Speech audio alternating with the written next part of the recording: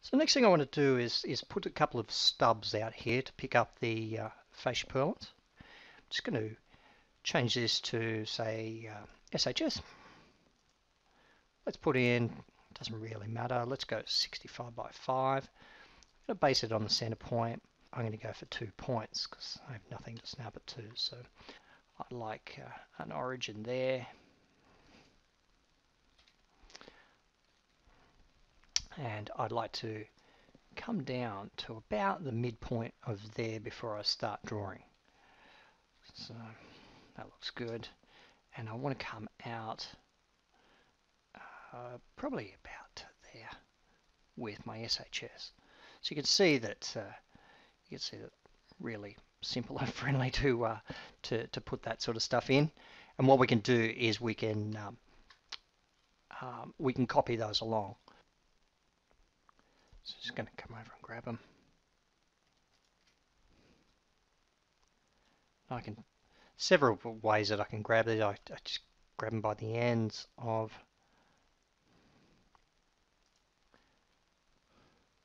the construction axes. There we go. That's fine. So we just copy all those down. Okay, so that just leaves us, the last thing left to do is to hook these up. We're going to use the M-plate command to do that. Just simply come down to our object. Now what it's going to do, before I just select this, I'll explain it. It's going to remember the last connection used, which was the M-plate there from the rafter to the column. So it'll try and put that guy in here as well. And don't worry about that, that was the last one used. So we can either change those settings in here, or we can go and select from a template, which I have available here. So it just jumps back to the right settings that we need, and from there we can just simply run through here and select our other ones carefully. I'm starting to get a few bits and pieces on top of each other there. So that all hooked up nice and neat. That looks good. Alright, the final thing that I might like to do is let's divide these guys up. So I'm just going to use the standard ProSteel modify command, and I'll divide them up with a 5mm gap. So I'm just going to grab my two fascias there. There we go, grab him, and it's going to ask me what where would I like to divide these up. So I'm just going to grab that middle grid B and divide them up by grid B. So if I go and have a look there now, you can see that if I just spin that around for you, you can see it's got a nice little gap there. That looks spot on. Okay, next we better divide and lap up our purlins. So I'm going to come to my custom tools here. I've got a purlin lapping tool here. We just simply run around and select the purlins that we lapped over. Of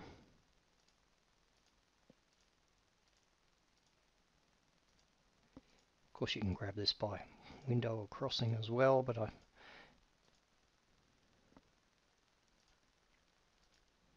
don't want to grab the wrong ones.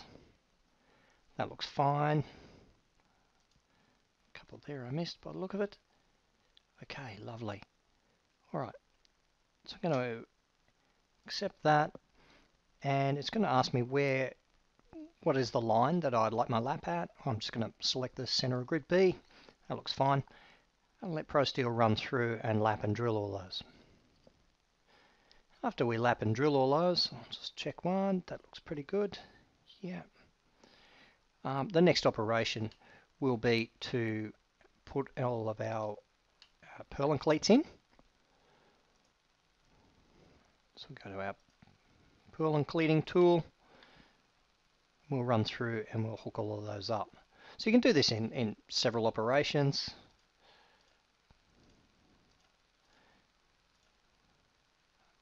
That's our fascia. I probably don't want to grab him.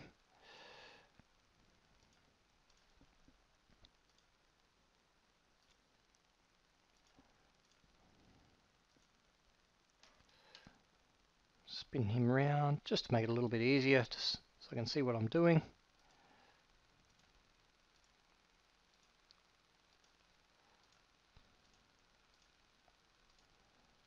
The reason I'm grabbing both sides is I'm going to hook this whole building up in one hit. So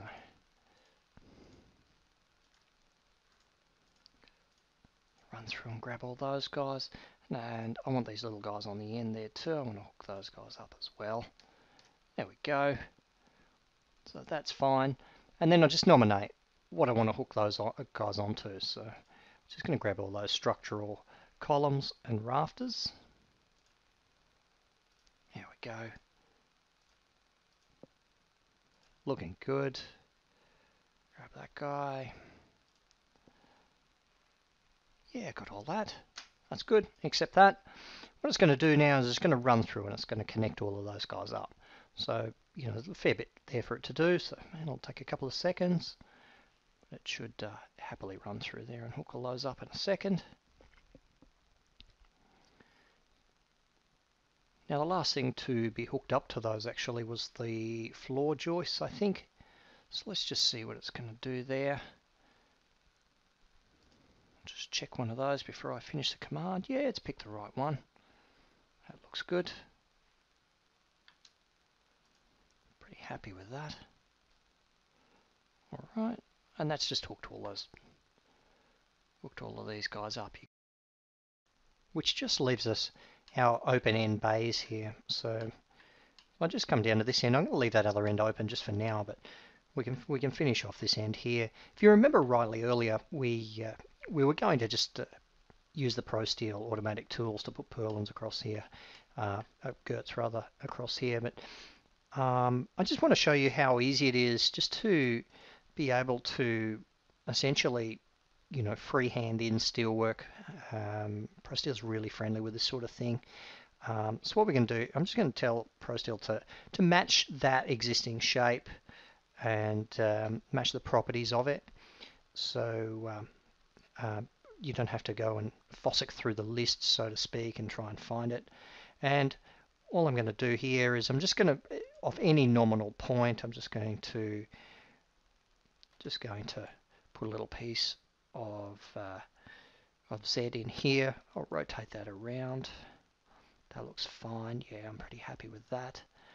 And what I'm going to do is I'm just going to sort of put this into position. So essentially, really what I want to do is I want to move the back of this, if I can kind of make it easier for you to see, I'm going to make the back of this 10 millimeters off the bottom of that column.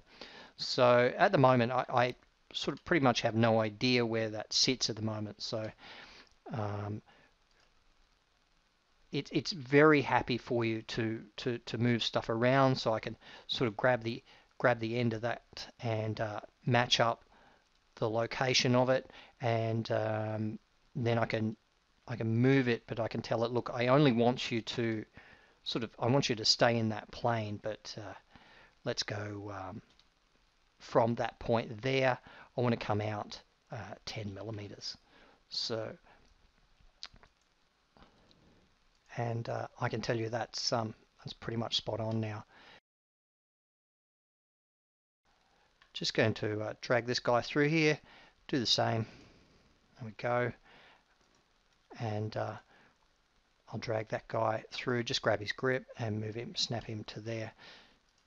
There's occasionally in the wireframe environment like we're in now, it makes it a little bit easier to do that work. So that's the finished. I'll just switch that back to transparent modeling. So that's the end result that we've got there, and I can tell you that works really well on site. So all we need to do now is you can copy these from sort of any location you want. Let's sort of just pick the underside of that and tell it I just want to lock to that plane, and just come up and snap to the underside of there all the time. There we go. And I'll fix those other guys up in a minute. Alright, I'll tidy those ends up in a little minute. There's probably no need for you to watch me do that. But the final thing, I just got to put some girt cleats on that. So using the purling connection, just run around and we'll grab those girts.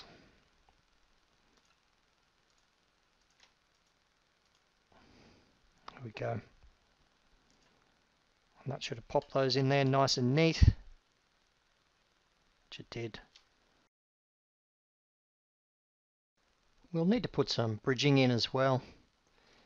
Within my tools here, I have a little bridging function. It's based around the Metrol Hook Lock 2 bridging, and let's put a couple of rows here throughout. So I'm just going to choose some roof bridging, select the upper, select the fascia, and just tell the software what objects I want to run between as support members. So now, although it's going to look a little bit different to the picture that I showed you at the beginning of this presentation, I would like to show you that this model is still fully parametric at this stage. So, you know, if things need to update or change, it is very easy for us to do. These beams here that run through the middle of the building, just for the example, what I'd like to do is I'd just like to grab those guys there, and I'd like to move those out of the middle of the building, say, let's go 4 meters over here. Let's just place them up this end of the building. And what it's going to do is it's going to move all of those connections that I put in, keep all the cleats all right on the right sides and so forth. So just to show you that everything is still absolutely parametric. If anything needs to update, it will all update the way it has to and the way that you would expect it to as well. Going to put some floor joists in between this member and this member. Back to my templates, and I'll make those 150s. You can see just with a few user settings and saving them off as templates that are specific to your projects, you can make it very quick and easy to run through and call them up later. So it's running through now, placing all the floor joists for me, and putting in connections in for those as well. I'll just take a couple of seconds to do that because there's a fair bit of work there for it to do. As you can see, it's placed all those little 150s in and hooked them all up as well. There's a couple of stair commands. This one's my favorite, and I like to place mine just out here in space, just till I get the parameters of it correct, and then I take it into the structure. So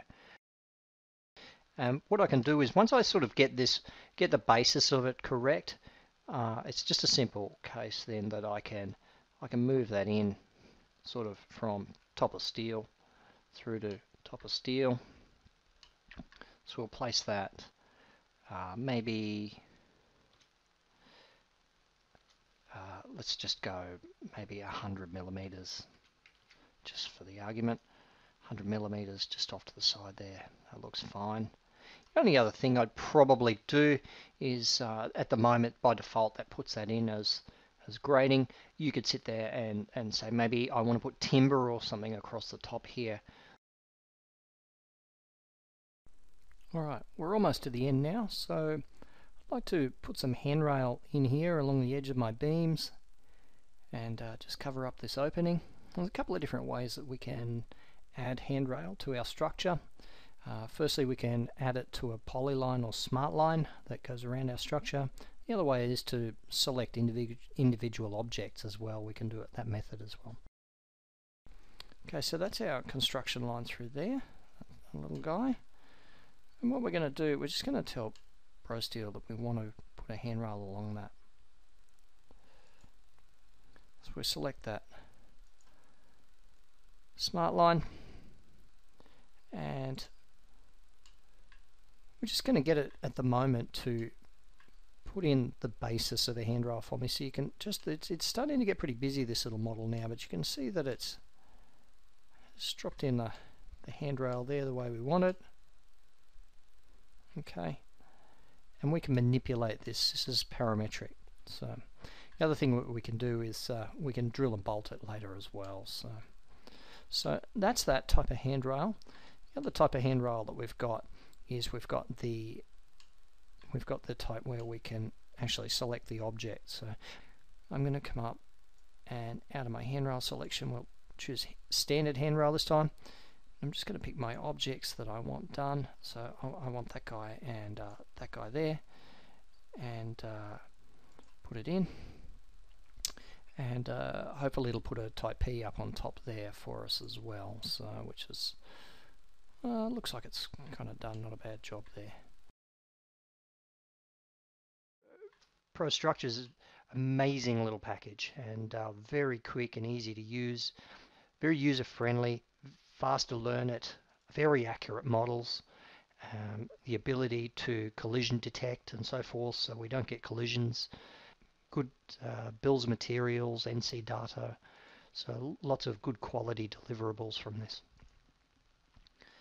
I'd like to take the opportunity to thank you for sitting down with me and having a look at this today. My name's Adam Smith.